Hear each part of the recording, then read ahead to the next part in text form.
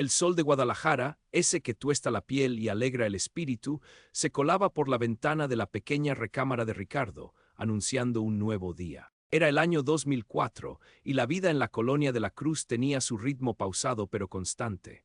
Ricardo, un hombre de 34 años, se levantaba antes del amanecer, el olor a café de olla de doña Chayo, su vecina, ya invadiendo el pasillo. Se duchaba con agua fría, era lo que había, y se vestía con su uniforme de trabajo, pantalón de mezclilla, camisa de cuadros y botas de seguridad. Era capataz en una obra de construcción, un trabajo honrado y pesado que le había enseñado el valor del esfuerzo desde joven. Su rutina era inmutable. Bajaba las escaleras de su modesto edificio de 3 pisos, saludaba a doña Chayo con un buenos días, doña, y se compraba un atole y un tamal de rajas en el puesto de la esquina antes de tomar el camión que lo llevaría al otro extremo de la ciudad, donde se erigían los nuevos rascacielos de Providencia, un mundo tan distinto al suyo como si estuviera en otro planeta. Allí, entre el polvo y el bullicio, Ricardo se sentía útil, dejando su huella, ladrillo a ladrillo, en el progreso de la ciudad. Su equipo lo respetaba, no solo por su conocimiento, sino por su trato justo y su camaradería. Es un tipazo, don Ricardo, decían sus muchachos.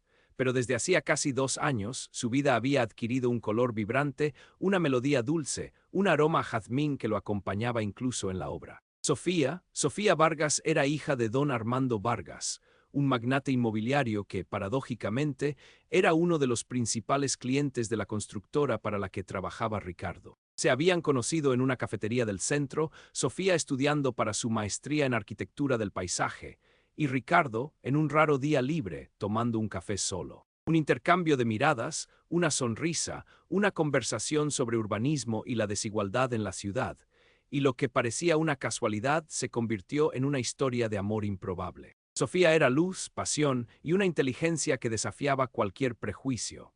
Venía de un mundo de lujos y privilegios, pero su corazón latía al ritmo de la justicia social y la autenticidad, algo que encontró en Ricardo. Su relación fue un torbellino de citas a escondidas, mensajes de texto a medianoche en sus Nokia viejitos y encuentros furtivos en parques y museos. Ella amaba la forma en que Ricardo veía el mundo, con una honestidad brutal y una nobleza de espíritu que rara vez encontraba en su círculo social. Él, por su parte, se sentía completo al lado de Sofía, un amor que trascendía las barreras de clase que don Armando Vargas se había empeñado en construir a su alrededor. La primera vez que Sofía mencionó a Ricardo a su padre, la reacción fue predecible.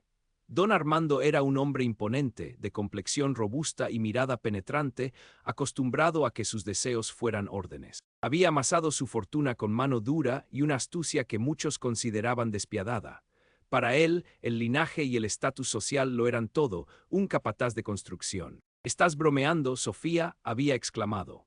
Pero Sofía era persistente y después de meses de súplicas y argumentos, don Armando, más por mantener las apariencias que por verdadera aceptación, accedió a conocer a Ricardo. La cena se organizó un sábado por la noche en la opulenta residencia de los Vargas, en Providencia. La mansión, de estilo colonial contemporáneo, estaba llena de antigüedades europeas y arte moderno mexicano. Ricardo se sintió fuera de lugar desde el momento en que cruzó el portón de hierro forjado. Se había puesto su mejor traje, uno que había comprado para la boda de su hermana, y se había peinado con esmero. Sofía lo recibió con una sonrisa que intentaba tranquilizarlo, pero sus ojos denotaban una preocupación latente.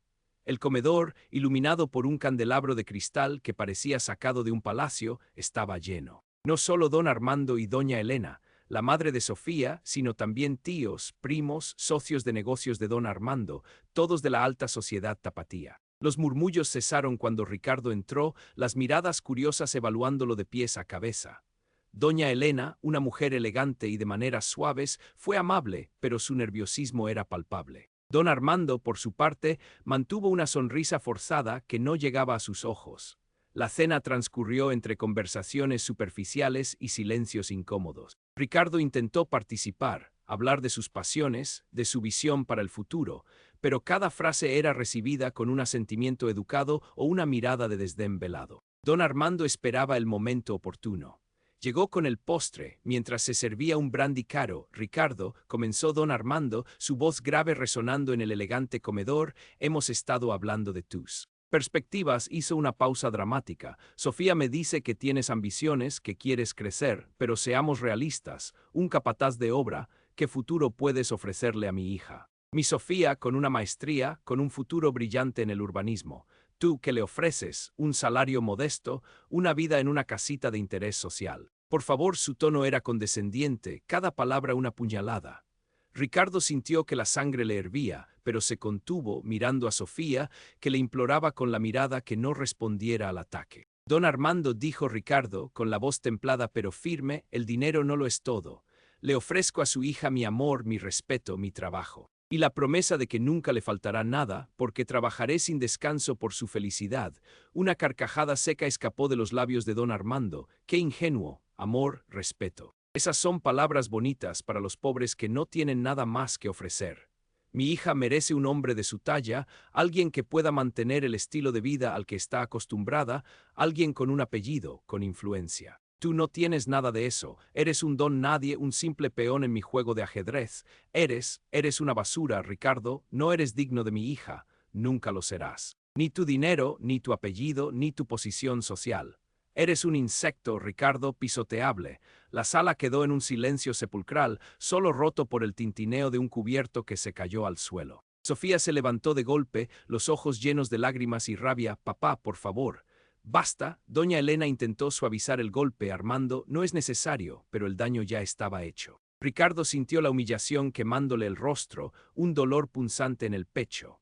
No solo había sido insultado, sino despojado de su dignidad frente a la mujer que amaba y a toda su familia. Se levantó, su silla raspando el piso de mármol. Con su permiso, don Armando. Gracias por la cena, doña Elena.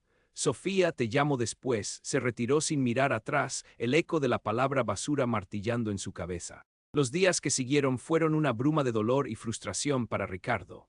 Sofía, destrozada, lo llamó al día siguiente, llorando y pidiendo perdón por el comportamiento de su padre. Lo siento tanto, mi amor, es un monstruo a veces, pero yo te amo, Ricardo, no lo escuches. Ricardo la consoló, asegurándole que el amor de ella era lo único que importaba, pero en su interior la herida supuraba. El insulto, la humillación pública, no solo afectaba su orgullo, sino su autoestima, su visión de sí mismo. En la obra se mostró más callado de lo usual, su sonrisa habitual ausente. Sus compañeros lo notaron. ¿Todo bien, jefe?, le preguntó Jorge, su compañero más cercano. Ricardo solo asintió, incapaz de articular el peso que sentía. El incidente lo persiguió, susurraba en sus oídos mientras dormía, se manifestaba en su falta de apetito. Se sentía menos que nada, tal como don Armando lo había descrito. Pero Ricardo no era un hombre de rendirse. La rabia, poco a poco, comenzó a transformarse en una determinación fría y calculada. La humillación se convirtió en combustible. No quería venganza por venganza, sino vindicación. Quería demostrarle a don Armando, y más importante, a sí mismo y a Sofía, que las palabras hirientes de un hombre arrogante no definían su valía. No se trataba de igualar el estatus social o la riqueza, sino de exponer la podredumbre moral que se escondía detrás de la fachada de poder de don Armando. Sofía, a pesar de la tensión en casa, se mantuvo firme al lado de Ricardo. Le anunció a su padre que, sin importar su opinión, se casaría con Ricardo. Don Armando, sintiendo que perdía el control, montó en cólera, pero Sofía no cedió. Fue doña Elena quien, con una discreta pero firme intervención, convenció a su esposo de que una boda era preferible a un escándalo mayor. Al final, don Armando cedió, pero no sin antes dejar claro que la boda sería en sus términos, una demostración de su poder y su generosidad, y que Ricardo no vería ni un quinto de su fortuna. Ricardo, por su parte, quería una boda sencilla, pero Sofía le suplicó que aceptara el gesto de su padre para evitar más conflictos. Ricardo accedió, con una idea gestándose en su mente. Sabía que atacar a don Armando de frente sería inútil. El hombre era un roble enraizado en la sociedad tapatía, con tentáculos en todos lados. Pero también sabía que el orgullo era su debilidad. Y su orgullo estaba ligado a su legado, el proyecto inmobiliario más ambicioso que tenía en ese momento, Altos de la Primavera. Un complejo residencial de lujo en las afueras de la ciudad, prometiendo exclusividad y modernidad. Ricardo había escuchado rumores en la obra, susurros de irregularidades, de prisas en la construcción, de materiales que no eran los adecuados. Eran solo rumores, pero la semilla ya estaba plantada. Decidió investigar. de manera discreta, sin que nadie, ni siquiera Sofía, supiera de sus intenciones. Empezó preguntando a antiguos compañeros de trabajo que habían estado en la obra de Altos de la Primavera. Gente que don Armando había despedido por hacer demasiadas preguntas o por negarse a seguir órdenes dudosas. Se encontró con Javier, un ingeniero civil descontento que había trabajado directamente en la supervisión de planos. Javier le confirmó sus sospechas. Ese viejo ratero nos hizo usar varilla de menor calibre en la cimentación de varios bloques, y los permisos de uso de suelo. Digamos que se aceleraron con algunos incentivos, le confesó Javier en un café de mala muerte. Ricardo pasó las siguientes semanas, incluso meses, recopilando información.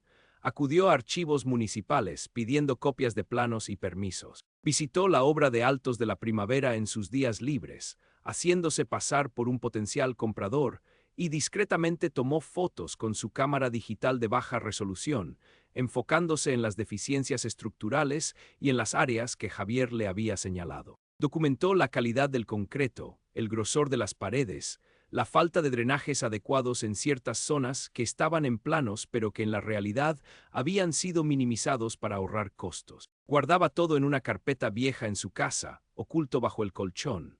La información era explosiva. Don Armando no solo estaba utilizando materiales de baja calidad, sino que había falsificado informes y sobornado a funcionarios menores para obtener las licencias de construcción y de habitabilidad. El proyecto Altos de la Primavera era una bomba de tiempo. Una estafa en ciernes que ponía en riesgo la seguridad de futuros residentes y la inversión de los compradores. El escándalo, si salía a la luz, destruiría la reputación de don Armando y quizás incluso su fortuna. El reloj avanzaba hacia el día de la boda. Ricardo sabía que tenía que actuar con astucia. No quería arruinar el día de Sofía, pero don Armando necesitaba su lección. No podía confrontarlo directamente en la boda, sería un circo. Necesitaba una exposición pública, pero a través de terceros. Pensó en contactar a las autoridades, pero temía que la influencia de don Armando lo detuviera antes de que la verdad saliera a la luz. Necesitaba la prensa. Recordó haber leído artículos de un periodista de investigación, Carlos El Chato Morales, que trabajaba para Asterisco, el Informador Asterisco, uno de los periódicos más respetados de Guadalajara. Morales era conocido por su integridad y su implacable búsqueda de la verdad. Ricardo, utilizando una cabina telefónica pública para no dejar rastro, llamó a la redacción del periódico. Dejó un mensaje anónimo, diciendo que tenía información crucial sobre el proyecto Altos de la Primavera y que dejaría una carpeta en un casillero específico en la central de autobuses, indicando la fecha y la hora. La boda se acercaba. Don Armando, ajeno a la tormenta que se avecinaba, estaba en su elemento, organizando una fastuosa celebración en la hacienda San Isidro, una joya colonial en las afueras de Guadalajara. Invitó a cientos de personas, políticos, empresarios, banqueros, toda la élite tapatía.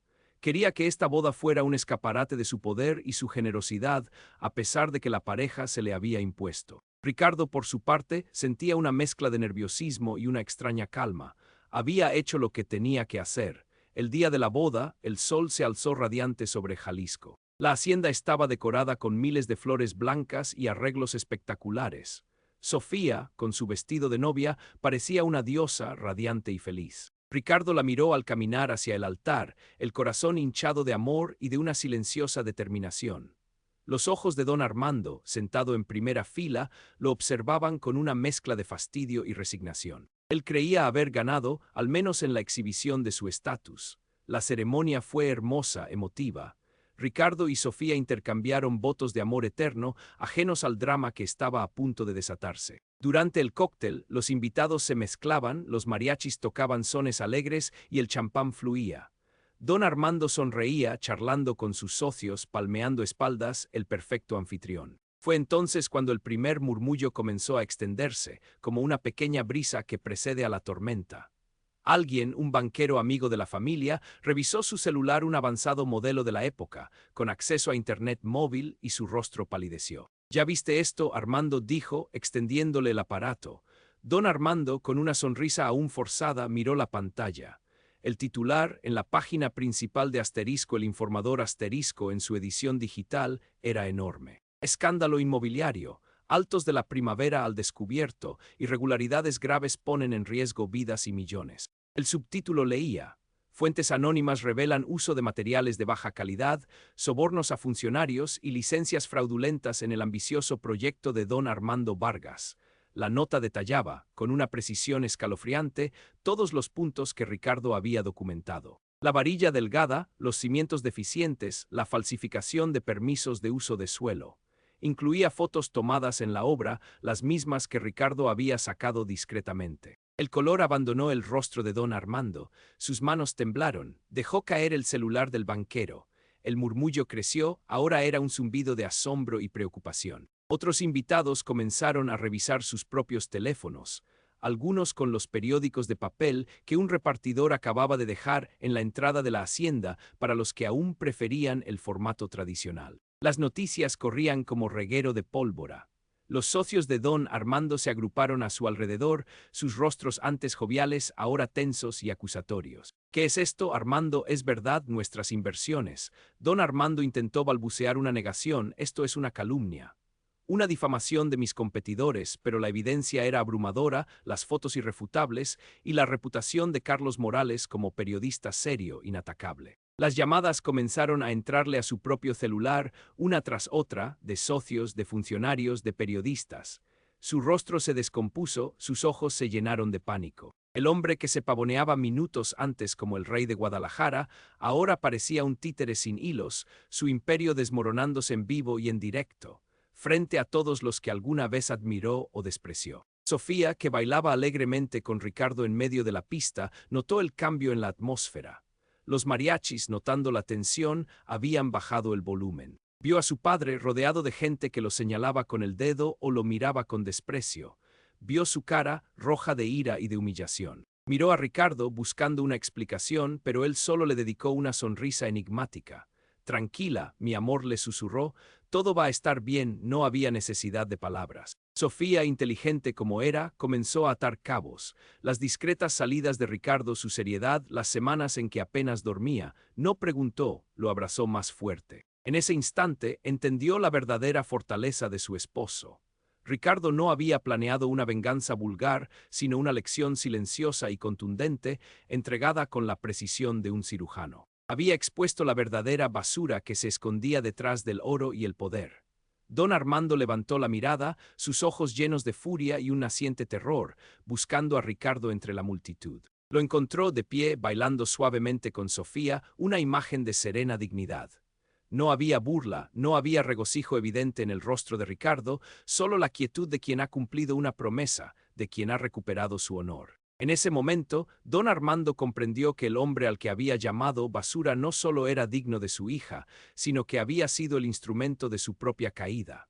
La lección estaba dada. Su orgullo, su nombre, su legado, todo lo que valoraba más que a su propia familia, se había esfumado en un torbellino de titulares y acusaciones, en el día más importante para su hija. La fiesta continuó, pero para don Armando, la celebración se había convertido en su propio juicio final, en el epicentro de su vergüenza. Ricardo y Sofía, por su parte, bailaron hasta el amanecer, el inicio de una vida construida sobre cimientos mucho más sólidos que el concreto de altos de la primavera.